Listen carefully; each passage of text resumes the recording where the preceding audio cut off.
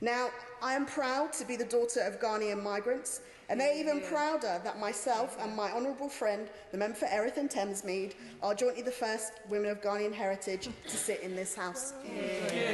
The support we have received from the Ghanaian community in the UK and globally has been immeasurable. Ghanaian Brits boast many notable names: Stormzy, June Sarpong, the editor of Vogue, Edward Enninful, and too many others to count. But as I'm often reminded, the most important British Ghanaian to ever walk this earth is, of course, my mum.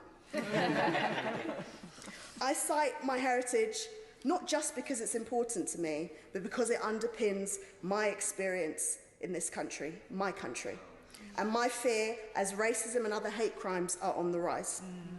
Today we're debating global Britain.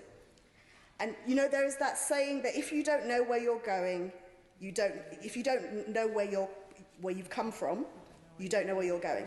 And it strikes me that as a country, we cannot begin to fulfill this idea of global Britain until we first address the historic injustices of the British Empire. Injustices including slavery and colonialism.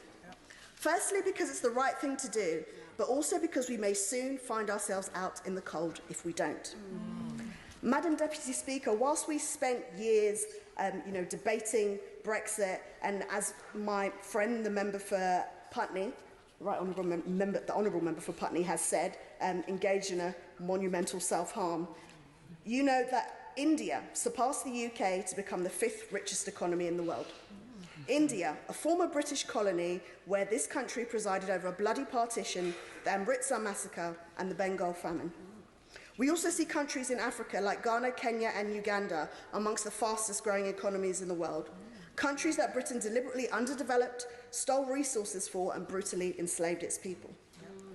Madam Deputy Speaker, were you aware that in the mid to late 1700s, over 50 members of this House represented slave plantations? Members of Parliament, just like me, enslaved people that looked just like me. I'm someone who firmly believes that the only way you can tackle an issue is at its very root. And the racism which I and many others in this country face on a daily basis has its very root in these injustices. Not only will this country, my country, not apologise, and by apologise I mean properly apologise, not expressing deep regret. Not only will they not apologise, they have not once offered a form of reparations.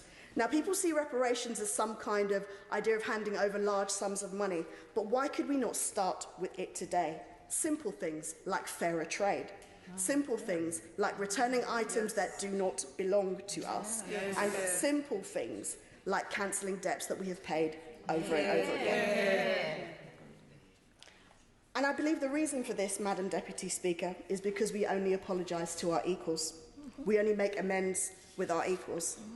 So I have to ask, how can I be equal to every other member in this House when this is how this House treats people that look just like me?